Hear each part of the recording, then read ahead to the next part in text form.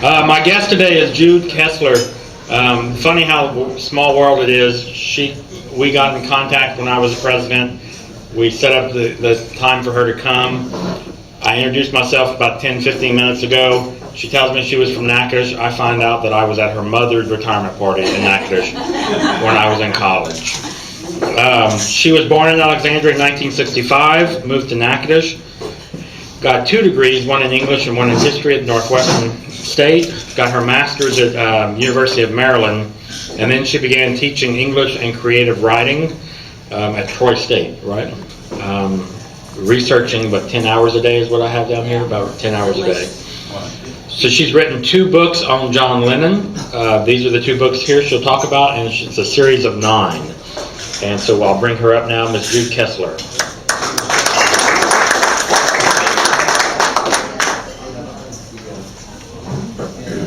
Thank you so much. It is so wonderful to be here.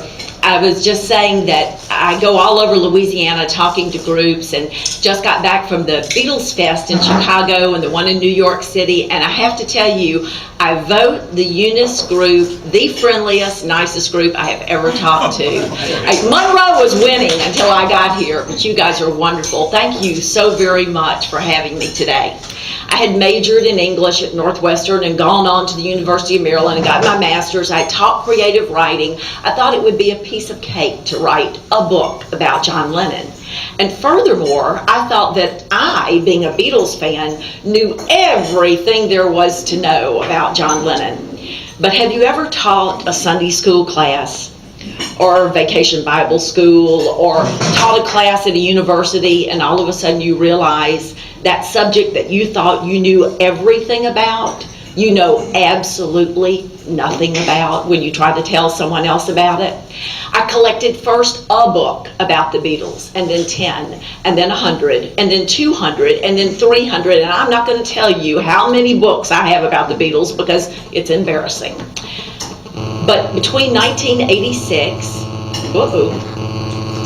we haven't, am I too close? That's someone's cell phone. Oh, okay. Between 1986 and 1993, I did secondary research on the Beatles. I not only used the books, but I used periodicals, and at that time there were no DVDs and CDs, so I used audio tapes, and I did interviews, and I used every form of secondary research. And then in 93, I said to my husband, I can't do this without going to Liverpool, because you see, there's a difference in these books and an ordinary John Lennon book. Ordinarily, when you read a book about the Beatles, you pick up the book and factually it says John did this, Paul did that, George did this, Ringo did that, and it just spits it out to you in plain English. I wanted to do something different. I wanted to write it as a narrative or a novel, so that when you read it, you were there. You sat in the crack pub on Rice Street with John. When he bought his first guitar, you went with him to Hesse's. When he met Paul, when he met George, when he got married, you were right there for all of it. I didn't want to make anything up. I footnoted and documented everything. In fact, this book has 976 footnotes in it. So you're getting the actual story. The volume that I'm writing now, book number 3, I'm halfway through it and already have over 2,000 footnotes. So I'm not deviating from the story. I'm giving you the story, but I'm doing it as if you're reading it, as if you're a fly on the wall and you're there. 21 years of working on it. I stayed on the green line. I passed a lot of open doors that would have pulled me away from this. Another 3.5 years, and the second book came out, Shivering Inside. And now, 5 years later, I'm coming out with the next book. I have a nephew. His name is Cole, and he is 13, just turned 13 years old. He looked at me about 6 months ago, and he said, Aunt Jude, did it take you 20 years to write your first book? And I said, yes, Cole, it did. And he said, now how many more do you have to write in this John Lennon series? And I said, well, they're going to be 9 all total. And he went, Aunt Jude, you're not going to make it. I don't know how much you know about John Lennon. Sure, you've sung the songs. Help, I need somebody. Help, not just anybody, help. I need someone. And he's a real nowhere man, and Hide Your Love Away. You've probably heard them. You know the Beatles songs, but how much do you know about him? Well, let me tell you. This first book isn't named You Should Have Been There because you should have been there for the Beatles or you should have been there for the 60s. It's named Should Have Been There because every person who should have been there for that little boy, John Lennon, was not. His mother abandoned him when he was 5. His father, under very unusual circumstances, abandoned him at the end of his 5-year, almost about the time that he became 6. And he grew up with his Aunt Mimi, who was a very stern disciplinarian. She didn't believe that children should be allowed toys. You could do things that were productive. You could read, you could draw, you could make little figures like paper dolls. John made little skeletons and hang them in your room and have strings that made them dance. You could do something productive, but no toys. And when he would say to her, Aunt Mimi, why are you here every afternoon when I come home from school? Why are you always here for me? Wanting her to say, because I love you, she would say, because it is my duty to do so. Now, John did have one element in his life that was happy, and that was his uncle named George, and John called him Uncle George. George taught John how to read from the newspaper. At night when John would go to bed, he would tuck one hard candy, they call it a barley sweet, under his pillow at night. Mimi wouldn't allow him to go to the picture dromes, which is what they call movies back in the late 40s, 50s. But George would sneak him away when Mimi wasn't there and take him to the movies, and he was kind and good to him. When John was 15 years old, they sent him away on holiday to Scotland. And when he came home from that trip to Scotland, his uncle had passed away. I'm sure they sent him away because they didn't want him to be there for it. They had already had the funeral, already buried him, and he never got to tell his uncle goodbye. So he started tuning his guitar, something John couldn't do. He always had to get someone else to tune his guitar for him. And then this boy put his leg up on a chair close to John, and he started playing a song called 20 Flight Rock by Eddie Cochran. Now, you guys are all young, so you probably don't know 20 Flight Rock by Eddie Cochran, but let me tell you a little story about it. It's got 1,000,000 verses to it and a lot of words, and John never could remember lyrics. So as he listened to this kid sing every single word to 20 Flight Rock, note perfect, he was impressed. He was really impressed. But he didn't want to invite him to join his band because what was this guy? Smart, capable, talented. He was a coup waiting to happen, and John knew it. So he went home and he thought about it. And 2 weeks later, that's how long he was sick at his stomach over this. 2 weeks later, he sent his friend to invite James Paul McCartney to join his band. He knew it was a dangerous move, but he had his eye on the prize. He stayed on that green line. He got obsessed and he stayed obsessed.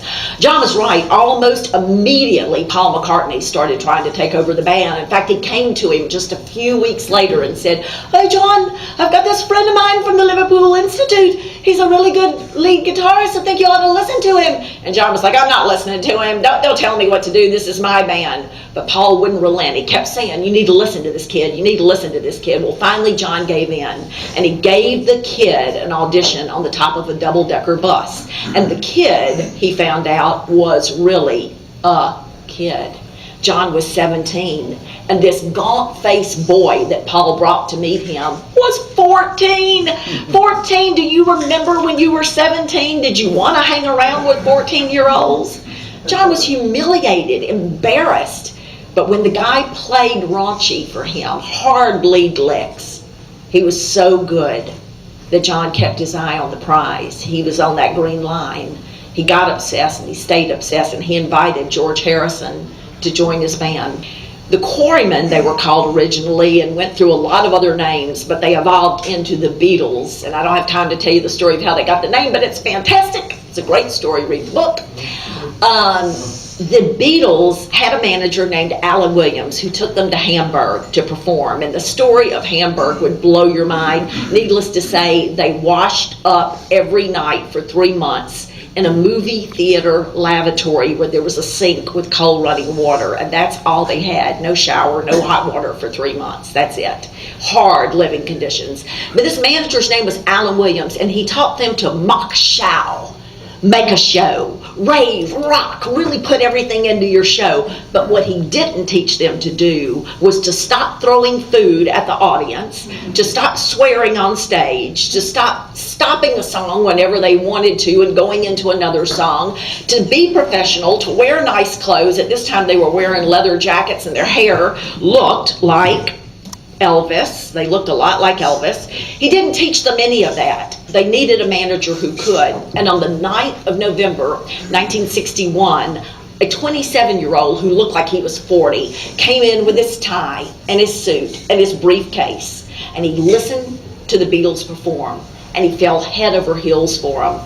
He went up to them at the break and he said, I want to be your manager. I want you to come to my office and I want to change your lives. I want to get you a record contract and I want to take you to the toppermost of the poppermost. And that is the end of book 1, because he became their manager and Brian Epstein made them change their lives. In the last scene of this book, John is sick at his stomach because he knows no longer will they wear leather, no longer will he be a rocker. He's going to wear a suit and he's going to learn to bow at the end of every song and he's going to have a tight playlist, but he keeps his eye on the prize. He stays on that green line. This book ends in April of that year when John and Cynthia have their first child, and John goes into the hospital to announce to Cynthia that instead of going with her home from the hospital with their new baby, that he is going on vacation for 14 days to Spain with their manager, Brian Epstein. And the book that I'm working on right now picks up in Spain and takes them all the way through the conquest of America, the Ed Sullivan Show and the tour of America. And we were talking before about did I write this book on my own? Absolutely not. These books would not have been possible without all of the people that I interviewed and who helped me. The first book, the foreword, was done by John's best friend, Bill Harry. And the next one, Larry Kane, who toured with the Beatles all across America. He was the one journalist selected to tour with them, is working with me hand in hand on that. This book, Richard Langham, the engineer in the studio that night, flew to America and worked with me for 6 months on this book, free of charge, just to help, just to get the story out there. So it definitely, a village has put these books together. There's no doubt about it. What I didn't tell you about the story of his mother is that John was reunited with her when he was a teenager. After Uncle George died, she came back into his life and offered herself in place of George. They became best friends and she let him practice. The band practiced in her home. They hung around together. She encouraged him to skip school and to hang out with her and be her friend. And a year and a half later, she was hit by a drunk driver and killed right in front of his house. John had a life that was full of sadness, and maybe some of you in this room right now are going through a hard time. I know my husband and I have had a really tough last 2 years, 2 different times because of things that are going on in the government right now. I don't want to get into politics, but my husband's business closed because one of them was because of the oil and gas industry in Louisiana closing down after the BP oil spill and all of the things that have happened there. So we've twice gone through the jobless scenario, and things can really get tough. But the lesson in business that I learned from the Beatles is you have to get obsessed and stay obsessed. You have to stay on that green line. And when you do, when you stick to it, you do achieve success. And I am so proud of John that he was able to overcome the tragedy in his life to get to the top. And I'm proud of all of you who have made a success of your business too. Thank you all so much for having me here today, and I wish you obsession that stays with you through your life and takes you to great, great things.